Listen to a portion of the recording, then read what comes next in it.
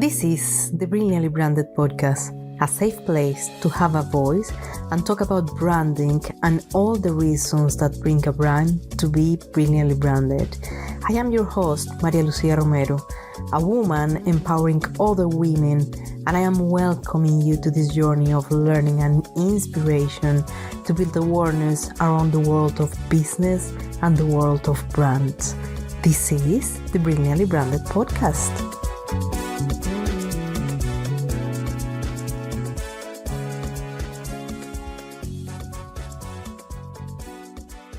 We had an incredible chat with someone who's not just a legal pro, but a real powerhouse in the legal industry. Our guest today is a woman from the cardiac rhythm management business. She's really set the bar very high to be a source of inspiration for all our listeners. She is Alice Flacco, the Vice President, Legal and General Counsel at MicroPort Scientific Corporation. She is a curious and adventurous woman that became a top-tier executive, handling major deals in the legal industry with success and having fun by describing what she is doing between some love, not as a management, but a juggling time. Alice shared with us how she spent her free time and enjoys sharing with her family and two adorable furry companions. So she's got fantastic insights and lessons to share. She's authentic and original and brought a good energy and very particular way to say important things, bringing metaphors that make us laugh but have a strong meaning behind. So grab a cup of coffee or your favorite drink and enjoy this episode with an empowering conversation with Alice Flacco. Welcome one more time to the Brilliantly Branded podcast. Welcome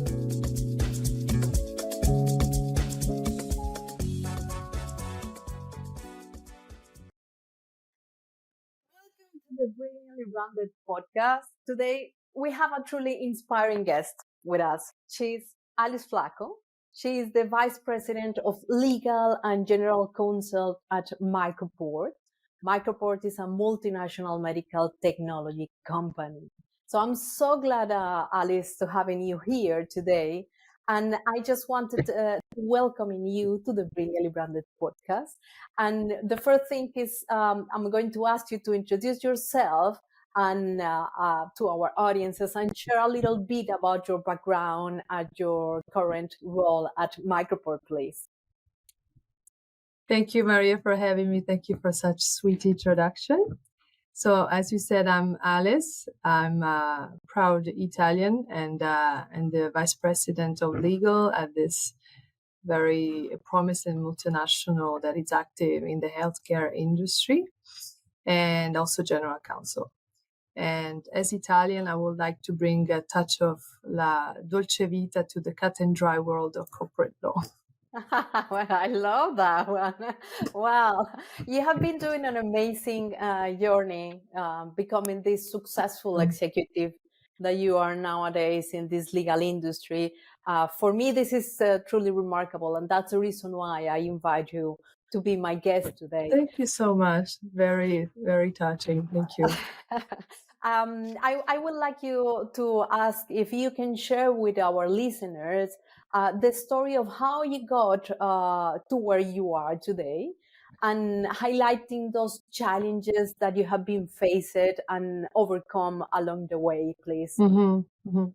So, yeah, thanks. That's a great question.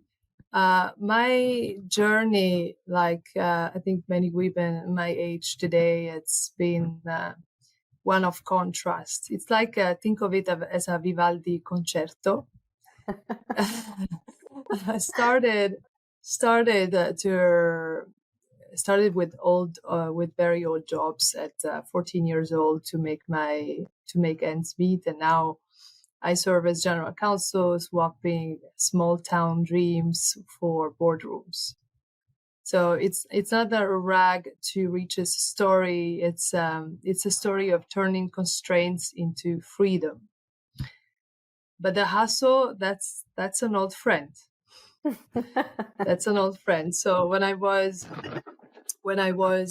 13 years old, I convinced I convinced my parents to send me to the US because I really wanted to learn English very quickly. And because I saw it as also a tool for freedom for me to go abroad. And I was putting aside my little pocket money for the week to buy English courses, the ones with the cassettes back at the time. Yeah. And then I made friends with an American girl that was coming at the summer, and then we exchanged like letters. Back at the time, there were no emails. We exchanged like post letters the whole year around until then. Then she proposed. She proposed me to go to the US, and that's where I flew. I think I was 12 years old. I flew the first time to the US, and I started to spend my summers there to learn English, to also do side jobs there. I didn't have the green card. I was under 18 years old, so I was doing like either volunteer jobs at the hospital, either like not really, well paid jobs at the cafe downstairs. But it was a tremendous journey for me to really start stepping out of the, let's say, I wouldn't say comfort zone, because I was constantly out of comfort. But it has been really evident for me that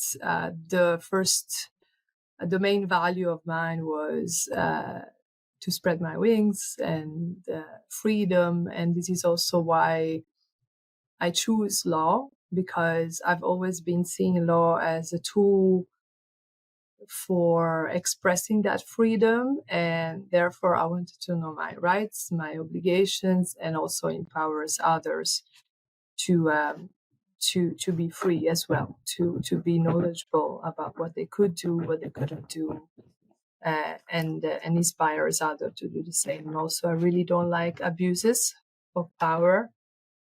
And that's kind of my mission in life is really to be knowledgeable about my rights and my obligation, and also helping others through that journey. And I've had quite a few challenges along the way. Yeah. I can imagine. And I think that one of the most important things that you just mentioned is knowing your power. And knowing our power since early stages in our life is something that really make the difference to shape our careers, to shape what we are going to do and how we are going to be part of the society. And being part of this society in the legal world, that is a part of what you really chose.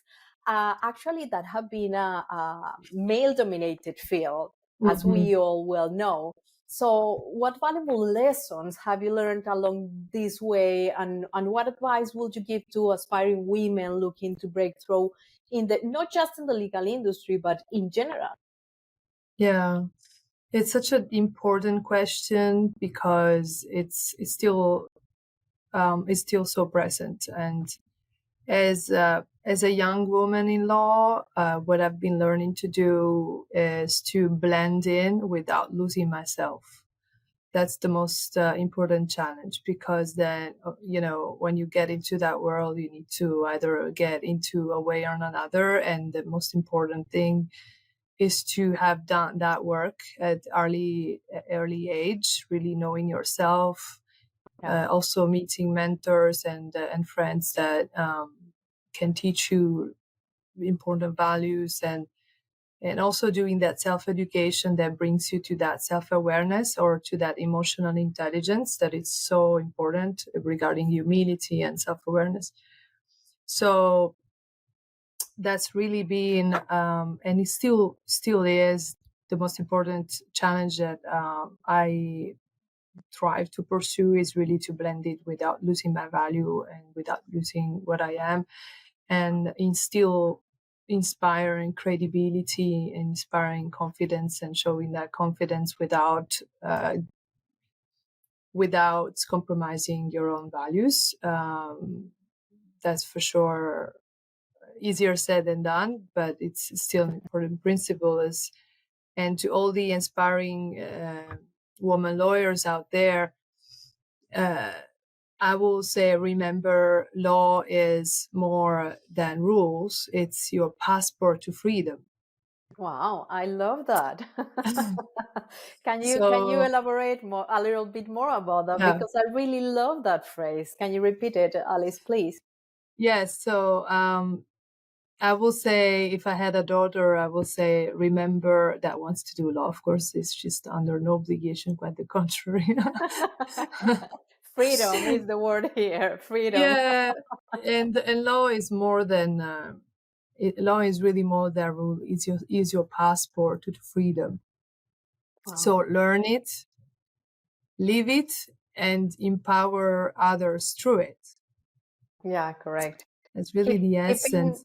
keeping your authenticity, no, because Mhm. it's part of who represent us. And in the middle of this male dominated environment, if you lose who you are, I mean, if you are not conscious about Yeah, what is your value, what is your authenticity, and keeping that, yeah, even with the many things that are happening around, I think that it is given to you the power to be yourself, the power, the self-confidence to say, do you know, even if I am in this world, male dominated world, I'm going to be yeah. myself. That is your case. Yeah, but that's so difficult because, of course, being a male dominated world taught me to speak loudly, but always with some substance. And to go back to the comments related to the, defensive, like whatever you express, some opinions that are firm, then and whether when it's a woman that will be defensive or over aggressive or defensive, when it's a man that will be passionate. That when I started to, when the next time, the next time I was receiving that comment, I said, oh well, that was a bit defensive there, or a bit too pushy, etc. I would start to respond. I will reframe the thing, and I will start to respond. Oh no, that was just because I'm very passionate about governance, right? Because I'm very passionate about law, etc.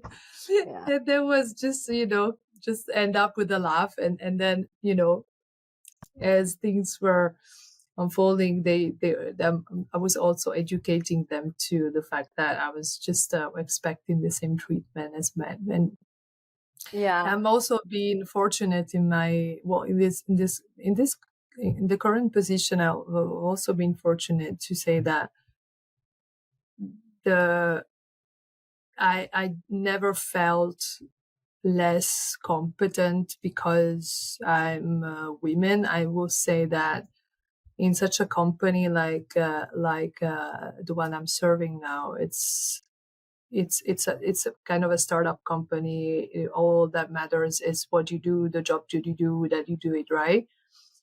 There is no time for such things like corporate politics. So I have to say I'm fortunate enough to be, when I propose things, when I talk, when I come up with KPIs and business plans and business cases, my voice is it has never been a question of woman or not Gender. woman. It's always Correct. been, yeah, it's always been a question of, okay, is this relevant? Is this useful? Will this save the company money? Is this something we can implement? Is it a priority at this time? Right. So it's Yeah, always correct. been competence based.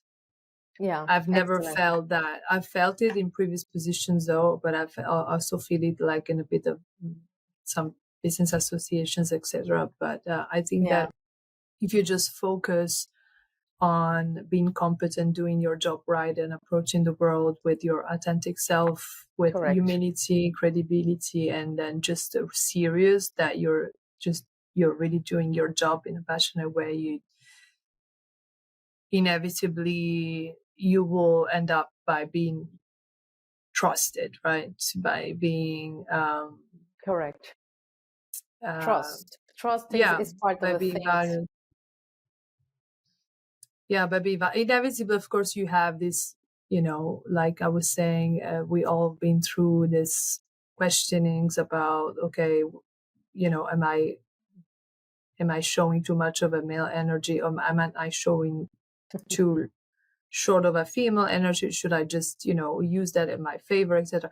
you always go through these questionings, and then at the end of the day, actually, what it mattered for me was always the work, the knowledge, and Correct.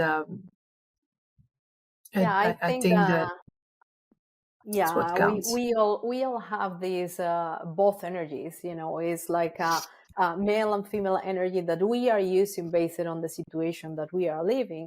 But I consider that knowing how to manage that and base it what you are doing, just your knowledge, putting it out, all the things that really make you the professional that you are, is most important. That really sometimes feeling all these specific environments where certain people choose to treat you in a certain way, but always if you have been this oriented in the results and serving, as you will say, is something that really make you position it as the executive that you are nowadays. Yeah. And actually connecting that with my next question is actually about all these numerous accolades and awards that you have been through your career receiving. I mean, this is not for free, and this is not because you are the person that you are, that you receive it. It's because all the things that you have been doing. Actually, one of the most recently is you was named as a General Counsel of the Year. I mean, this is big. This is big. So can you tell us about some of these key moments of the strategies that you believe have been contributed to these achievements? Yeah, no, thank you so much. I never speak about those because it's part of a bit of. I always think at the end of the day that I'm doing nothing special than just my job, and we as a women normally are thinking like that, and that is a mistake. No. This is not a place to, we really have to enhance that. So please tell us. It's always the fact. Well, I'm not saving life. The doctors are really doing the hard job. The veterinarians, but you're right. We should celebrate that more. But I think that awards are just the topping, because the real treat is the day-to-day work.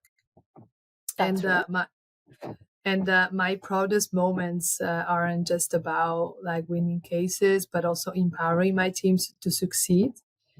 And of course, I do appreciate the accolades, but my real joy comes from knowing that my works liberate the business initiative and empowers also the teams to get through some really complex issues. And when you navigate these legal complexities to protect this initiative, this is where I feel that I've truly won. So it's both about making things happen, making them happen in the best possible way, with the best possible outcome for the company, in the safest way, but also allowing everything to stay together, and having numerous plates up in the air, and making sure that no plates were falling down. And I always like to think about the fact that it's always a collective effort, because if I go retrieve an award, it's not me, it's my, it's the law school, it's my family, it's very cheesy things, but it's all the mentors, it's all the team that has been enabling. I find it very unfair that it's just one person that goes there and I think that, one person cannot function by himself. You need a structure that supports you. You need actually, to have the possibility to serve and also to exert the function. And about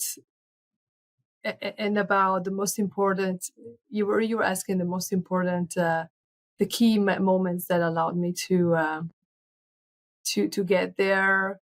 Yes. Yeah. And I will say something that really goes to branding as well. So I think that this really connects to the importance of the branding. So the moments where I received the these awards, of course, were moments that are connected to media presence, linked to important cases that were won, in the Council of State for 20 million, or important fundraisings initiative that I had managed. So this goes, this is also, it's the merit of the online presence that you benefit from when there is like a mediatic case that goes up there, Yes. and just, that it's publicized, like, oh, the General Counsel was managing this initiative that was successful, etc. So you benefit from that. But other accolades and awards, you also need to create that visibility. Correct. Because otherwise you're too busy with your daily work, and you just don't make the effort to activate your network. You don't make the effort to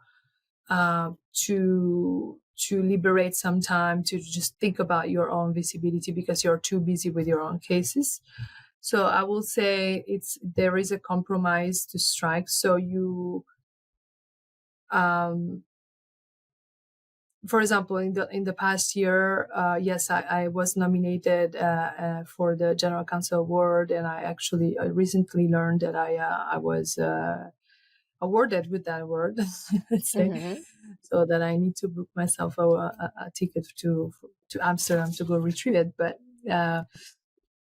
But actually, this year was such an intense year in terms of workload that I didn't even have the time to participate to competitions, like to the legal.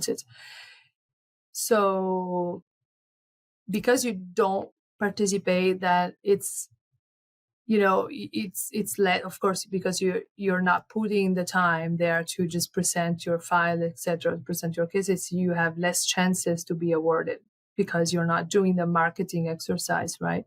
Correct. When you do get out there and do all the marketing, then of course it's more probable that you will you'll get on your best chances to, of course, the quality needs to be evaluated by a jury, but you also make sure that you maximize your chances to be recognized, right, in the legal market. So I will just say one thing. As I said before, the award is just a topping, but it's not because you get awarded that, I mean, I will put it the other way around. If I wouldn't want the listeners to think, oh my gosh, I didn't get awarded, I'm just a failure, etc. It's not true, because it can actually be also the contrary, because it means that you're really changing your organization. You're putting so much work every day to have an impact in your organization that you don't have the time to make that marketing effort to put your, to maximize the chances to be awarded for anything, right? Not only in the legal world. So I was just a message for the listeners. I don't want to associate the award with somebody that is doing a good job as much as somebody that is not getting awarded and thinks that he's not doing a good job. The awards is, of course, correlated to excellent work that is judged by jury, that is supposed to be neutral, etc. But it's not because you're not getting an award that you're not doing a great job. This is why I'm saying that the award is just it's just the topping. It's not doesn't mean it's not the award in itself. Well, Ali, thank you for this explanation, because that brings us to three different things. One thing is talking about the words, about how you have been talking, saying that it was not you, it was your team too.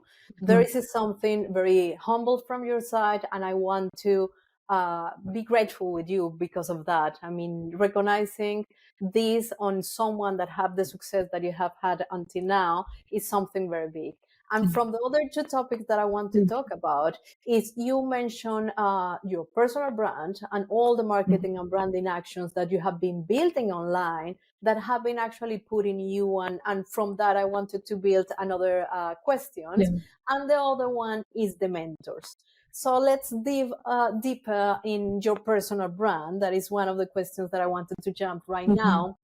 And actually building this online presence that you have been building is essential, is essential for any professional and of course, wanted to be part of this world that we are living nowadays.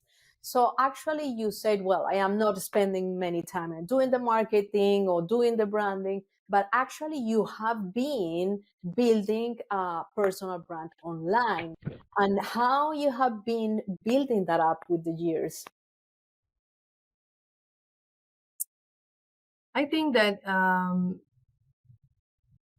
so first and foremost, I think that if whether we want it or not, in today's world, if you don't have an online presence, do you even exist? Correct. So Well said. it's the modern day piazza, like the Italian piazza, where you get to share your thoughts, exchange ideas, and occasionally throw digital tomatoes at bad takes, right? I love, I will have to make a list of all these metaphorical The things that Italian you said. based. Okay. I've been thinking about those to add some color and the Italian aspect. I love it. And the digital realm is a powerful frontier of sharing values. Correct. And I strive to, I don't always succeed, but in terms of like really having the time and then putting the effort there.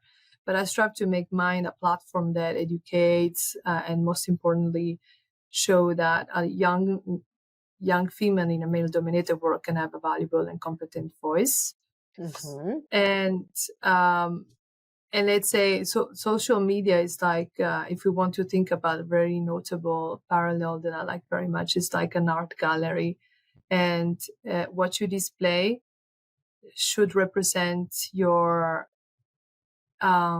most captivating self. What I do more and more is that I pick events that resonate with me, whether it's speaking on a panel or a cause that I'm passionate about. Yeah. And also I believe that this famous freedom is, in essence, is a choice. So it's also the choice of being authentic. And so whether I'm speaking at an event or posting on LinkedIn, I choose the platforms that let me share the message of self-awareness, and also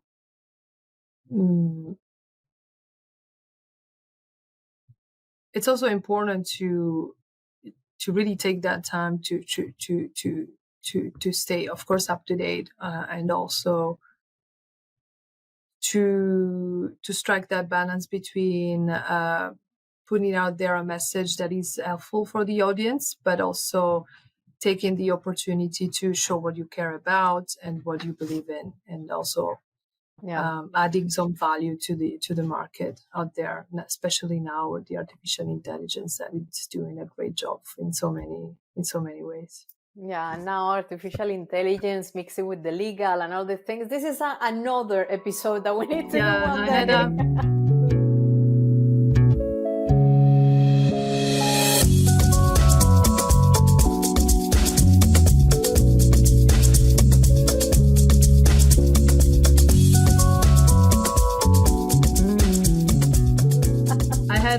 I spoke in a panel in July about that. It was so interesting. I was sharing an example, actually an anecdote that a colleague, a general counsel from the New Yorker magazine, was sharing with me. That if I may share that anecdote that had the room, please. like, oh my God.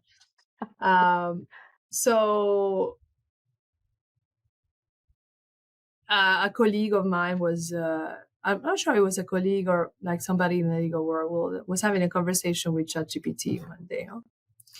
And he goes on with the conversation, and he was researching some kind of algorithm for like his law, really like side research.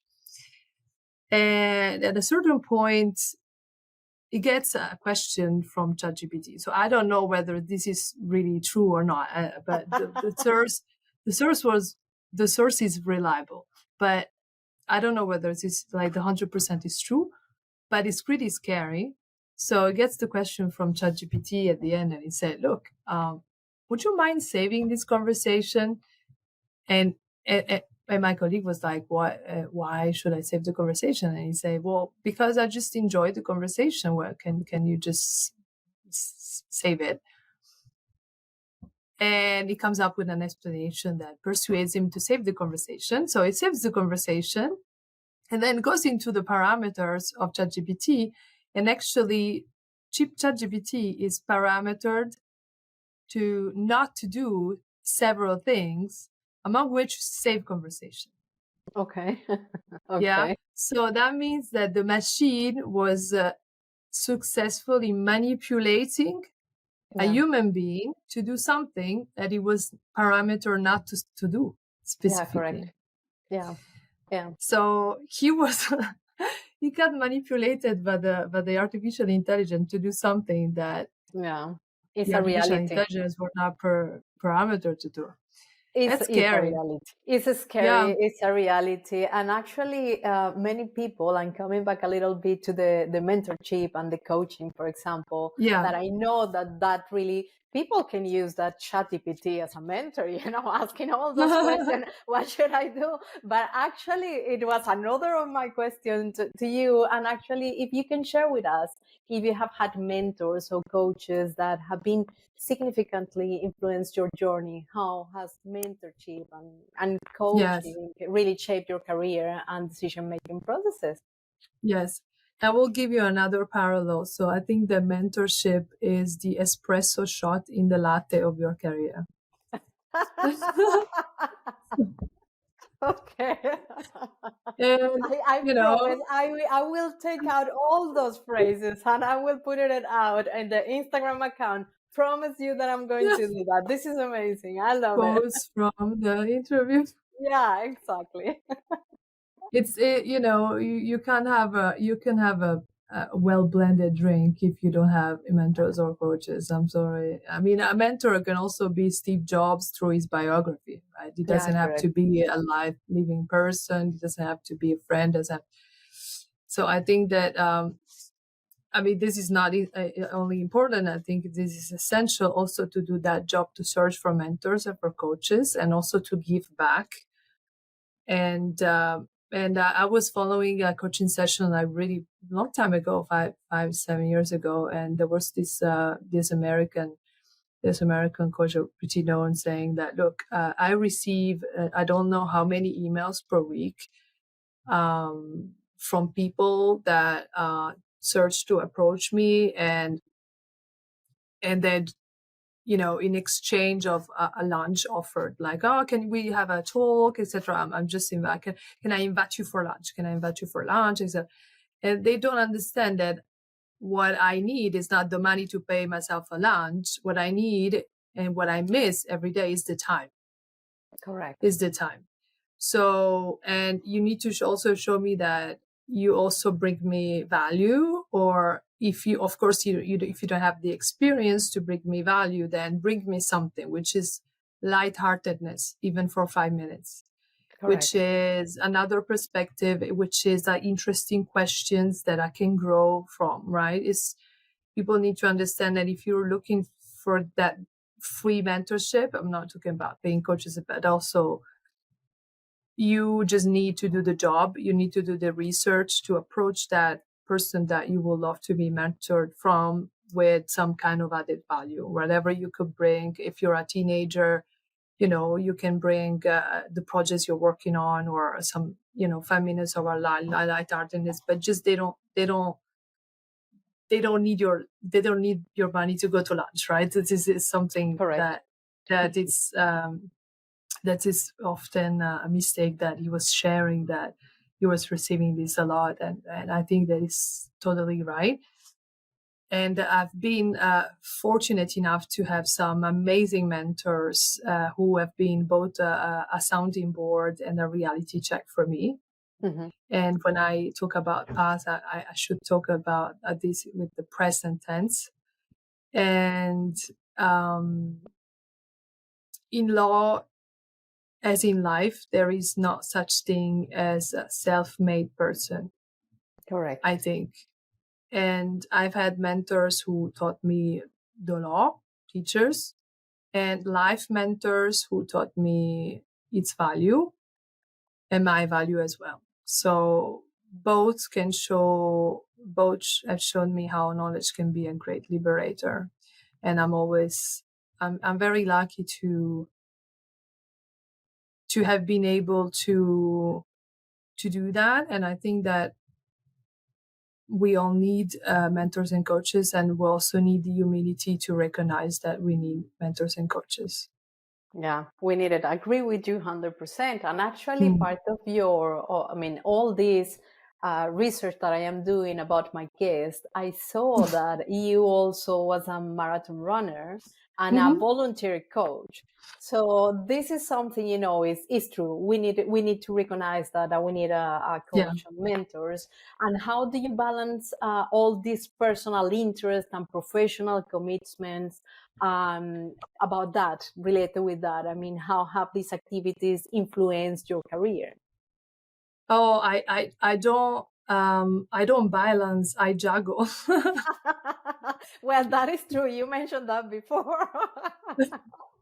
Yes. Well, And, give us more details about that. How you learn how to juggle, because. And well, do you really ever learn? I sometimes I drop a ball or two, but that's life.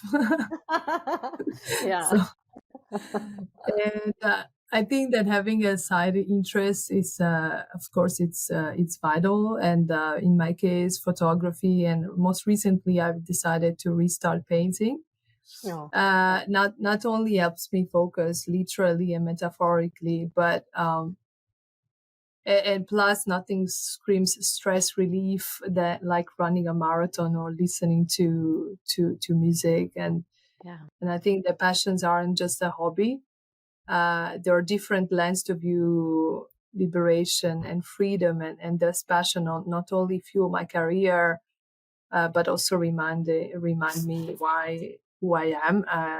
And this is really important to make the space for them in your life. And when I don't do that, I also feel that my work loses a lot of creativity. Yeah. And it's I a way to lose. connect it. Yeah, no, absolutely. So I don't balance. I juggle sometimes. I love that. I think that I we love to are. multitask.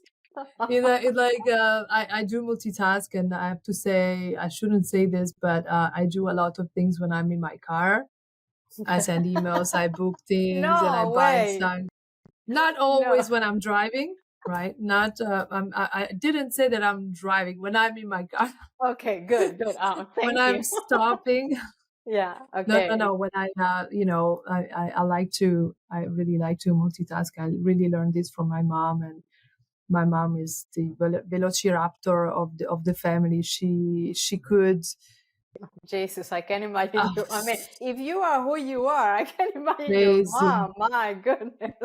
She's unbelievable. She's 62. She has an energy that is like, Yeah. oh my God. Like she's able to multitask big time. And my husband really teases me a lot about this, the fact that for me doing 10 things at once, it's not enough. I think this is a very feminine thing, though. We are really able to. That's true. And I don't mean to undermine our beloved men. It's just that it's a different kind of method. It's our brain. Our brain. It's as simple as that. Exactly. Their brain is sequential. They like to do one thing at a time, and they do it well. And we are just programmed to maybe childbearing, child taking care of child That's true. and the family. So Yeah. we can juggle multiple things, but Yeah. there are things that, with time they become not negotiable, which is really what you just mentioned. Learning to reconnect with your true self through Yeah, correct. with side hustles or with passions that really can reconnect yourself to who Yeah. you are. I love that you jump into something more personal, and I really love that because I know that our listeners will love to hear more about your personal side. And you Thank say your you. mother, Oh, and you say your husband, and I love mhm. that because actually I know the power of be connected with the mother, for example. And from Yeah. another personal note, and I love dogs.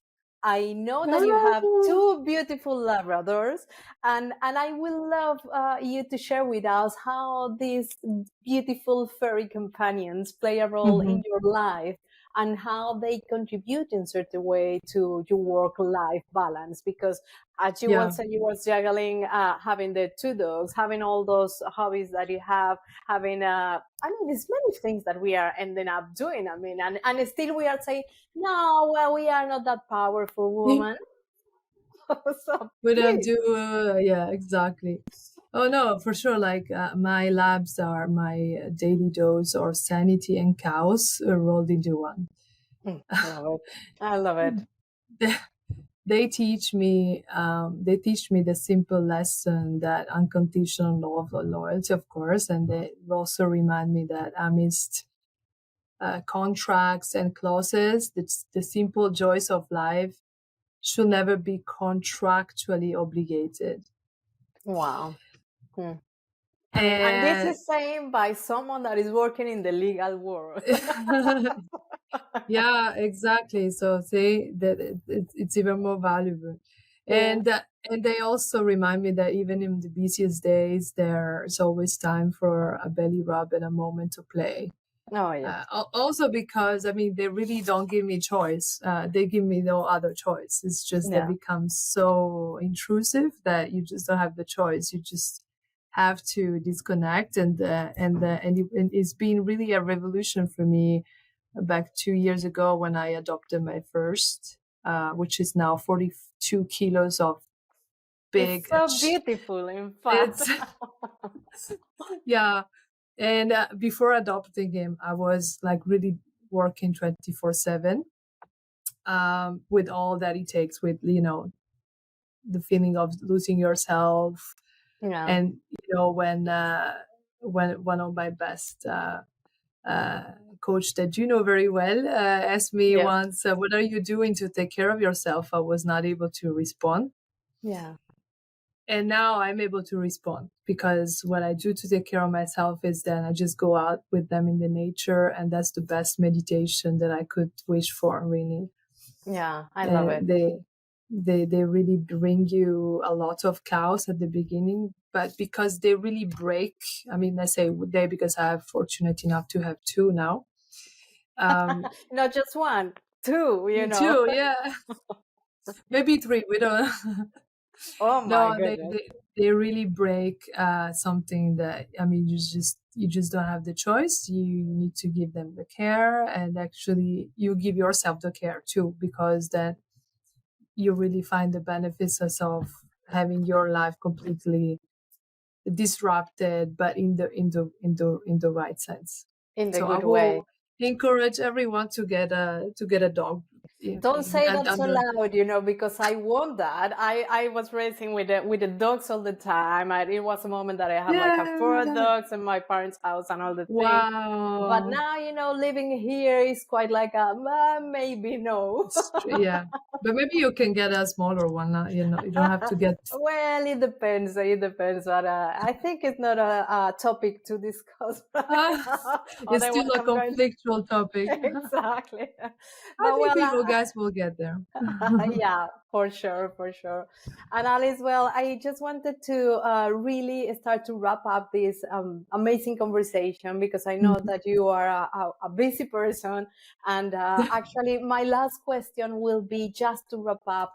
What would you recommend to those listening to us right now who are looking to build a better personal brand online and offline, actually, because you was commenting about the events that you choose to go and how you have been building that? What is this recommendation that you wanted to give as a first and last question is, what do you know now that you wish you had known before?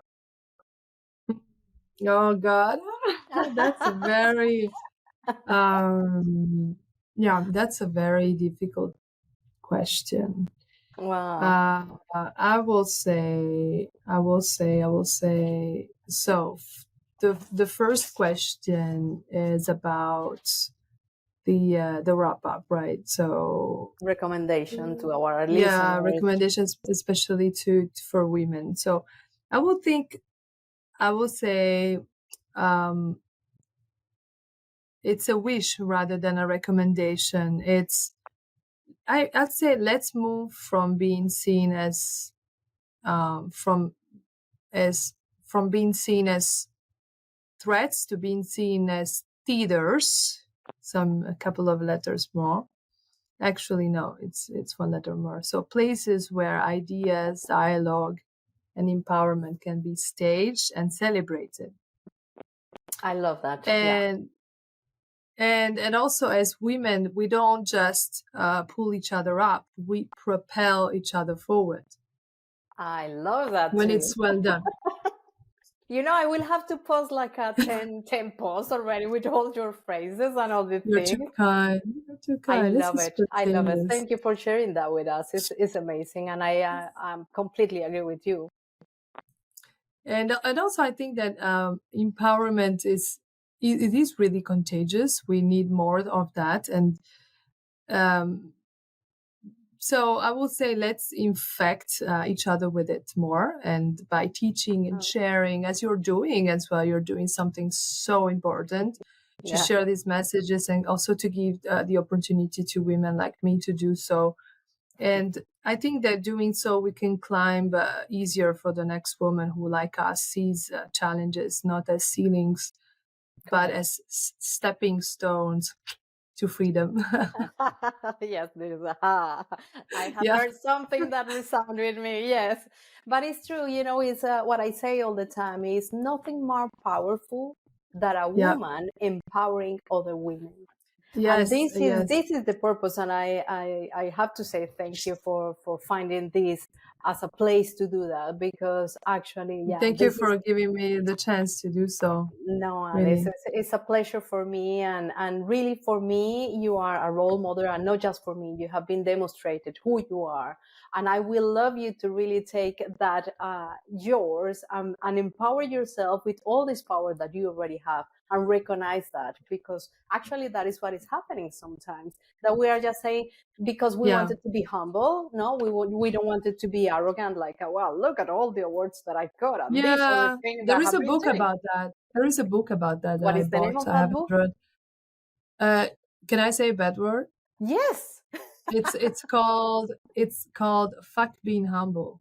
It's a real book. It's a real book about branding. I will share this with you. But let's recommend that to let's recommend that book to our listeners already, because I think it's true, and I love that you shared that with us. It's a beautiful to have this kind of information, because it's true. And I am one person, one of those people that are always pushing the people to recognize their value. If you recognize your value, then everything is possible in life, And then what you do is so important, because and it's really an art, because personal branding, it's the art of turning yourself into a message.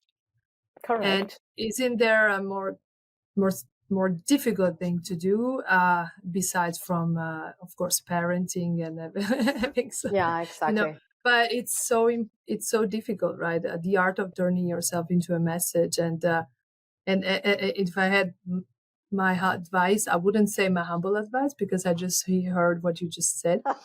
Love it. Yes, good. One more converted. My advice will be don't polish your online persona, but focus on what you truly stand for. Yeah.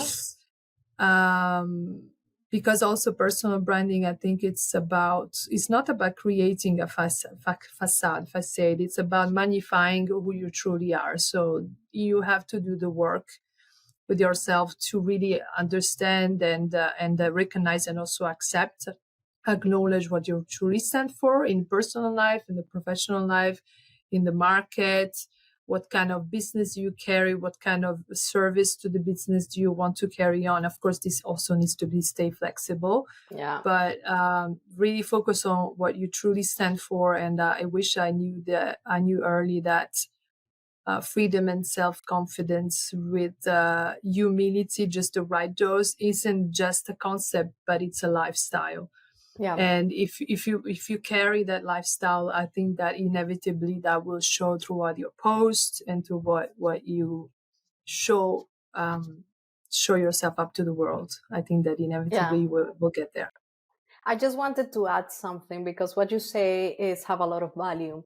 And just to wrap up, definitely, I mean, it's just the last thing that I'm going to say. I will stay until this evening. No, just one thing. Better than writing contracts. Yeah, I can imagine. Yeah, but the only one thing is the fact that how you define personal brand, and the fact is the personal brand is not you who are defining that. The personal brand is defining by others that are perceiving this message that you put across.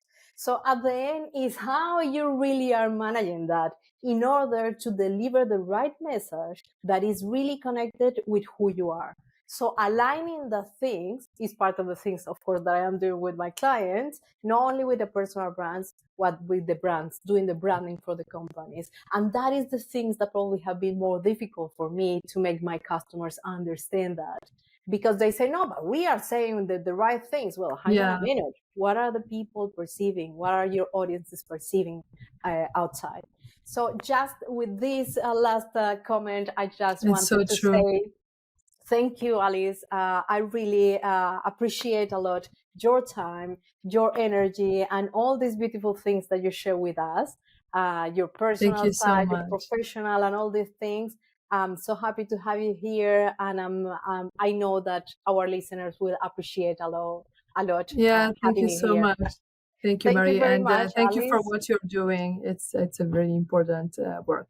The one it's my pleasure. It's my pleasure. Believe me, every time that I'm delivering a chapter, every guest that I bring to here is bringing connection with my heart directly, and we are building a legacy to the world. Yes, you can see that. No, thank you so much. Thank you, Alice, and have a beautiful rest of the day with your very, very lovely. Yep, I'll see them in a few hours, and we'll go hiking. Fantastic. Thank you very much, Alice. Thank you, Maria. Thank you so much. We hope you have been inspired by this content and join us for future episodes of the Brilliantly Branded podcast. We will continue exploring the power of branding and the stories behind successful brands. And remember, if you know a woman who has built a successful brand with a unique approach and a story to share, please refer them to our podcast. We would love to learn from their experiences and share their story with our listeners. Stay tuned for more episodes of Brilliantly Branded, and don't forget to follow us on Instagram, LinkedIn, on our YouTube channel for more branding insights and women empowerment. Until the next episode, ciao ciao.